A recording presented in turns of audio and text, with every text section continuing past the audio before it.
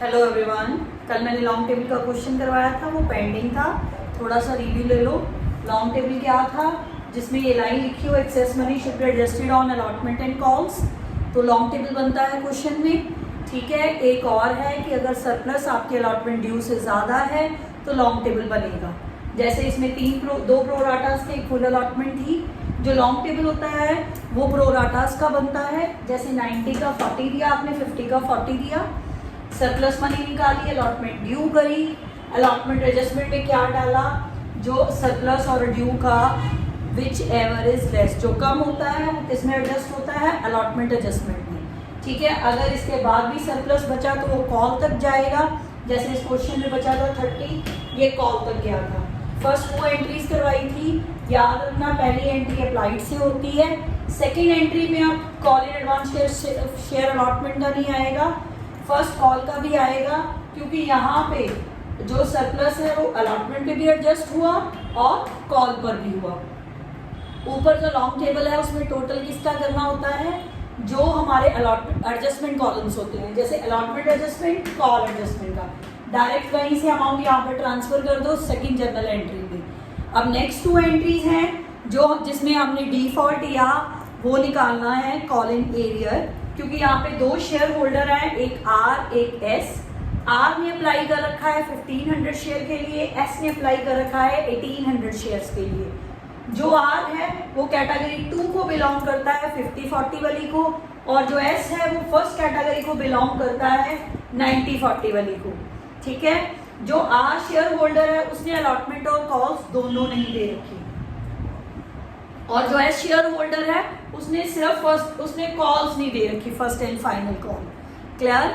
अब हमने डिफॉल्ट या कॉल इन एरियर क्यों निकालना है, क्योंकि ओवर सब्सक्रिप्शन का क्वेश्चन है, शेयर होल्डर ने अलॉटमेंट नहीं दे रखी और क्वेश्चन में प्रो राटा भी है। तो मैंने आपको आगे भी बताया था, तब हमें डिफॉल्ट या कॉल इन एरियर निकालना पड़ता है। अब हम आर और एस का कॉल इन एरियर या डिफॉल्ट निकालेंगे। अब देखो, आर शेयर होल्डर के हमारे पास अप्लाइड शेयर है 1500 और वो सेकंड कैटेगरी को बिलोंग करता है, सेकंड कैटेगरी है ये वाली। ठीक है, अब हम इसके अप्लाइड के, अगर अप्लाइड दिए हैं तो अलॉटेड निकालते हैं, अगर अलॉटेड दिए हो तो अप्लाइड। हमने उसे अप्लाइड दे रखे थे, हमने उसके क्या निकाले हैं, अलॉटेड।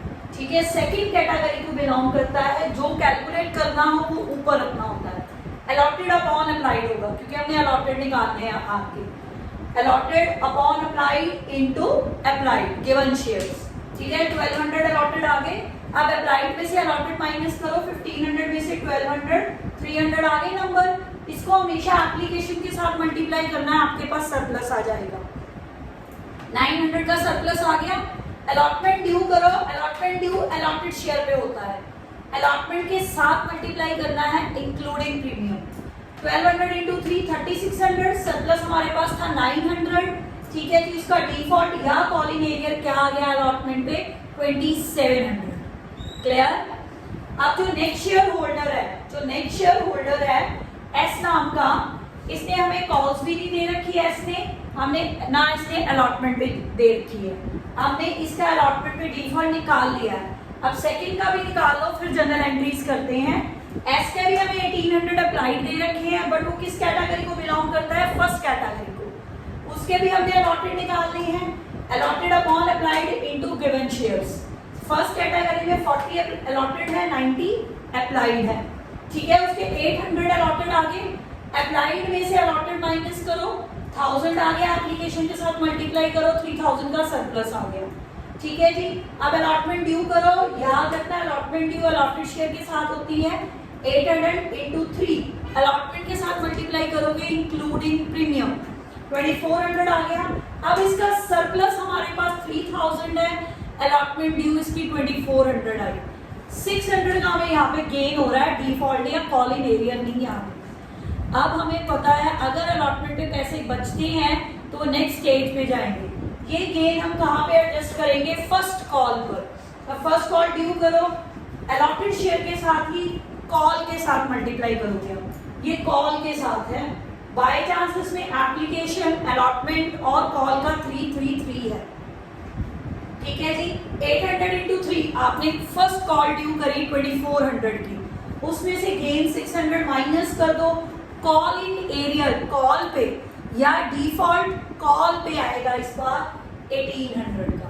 इसमें ये मेन पॉइंट था, अगर एडजस्टमेंट पे पैसा एडजस्ट करने के बाद, अलॉटमेंट पे एडजस्ट करने के बाद सॉरी, अगर कुछ बच जाता है तो वो कॉल पे भी जाएगा सिंगल शेयर होल्डर का, अगर आप डिफॉल्ट निकालते हो।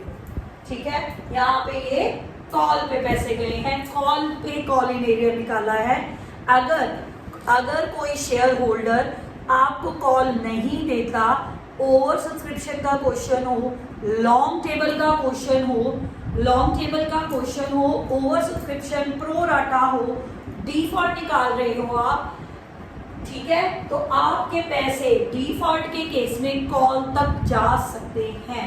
याद रखना, यहाँ पे अलॉटमेंट पे गेन आया, वो किस पे एडजस्ट होगा, कॉल पे एडजस्ट होगा। ठीक है जी, अब आप सेकेंड एंट्री करोगे, मैंने आपको पहले ही बता दी थी। थर्ड एंट्री है share allotment to share capital to security premium. First entry applied share के साथ होती है, ठीक है, अलॉटमेंट की एंट्री अलॉटेड शेयर के साथ होती है। 3 लाख, 2 लाख, 1 लाख, ठीक है जी, वो देखो 2 रुपीज का हमारा अलॉटमेंट है, 1 रुपीज का हमारा प्रीमियम है। Clear? Bank call in arrear, call in advance to share allotment. Share allotment में जितने ड्यू करे हैं 3 लाख के 3 लाख लिखो, ठीक है जी। 2700 का हमारा यहाँ पे कॉल इन एरियर आया था, वो लिखो। कॉल इन एडवांस हमारा आया था 1,50,000 का, 1,50,000 वो लिखो। बैंक हमारी बैलेंसिंग फिगर निकालो, 3 लाख में से 1,50,000 और 2700 माइनस करके आपकी बैंक की फिगर आएगी 147300। ठीक है, next entry share allotment to share capital, sorry share first call to share capital. First call किया आप अलॉटेड शेयर के साथ 1 lakh into 3 lakh. Bank call in advance, call in arrear to share first call. ठीक है जी, first call में जितने आपने due करे उतने लिखो। एडवांस में यहाँ पे 30,000 था, वो एडजस्ट होगा।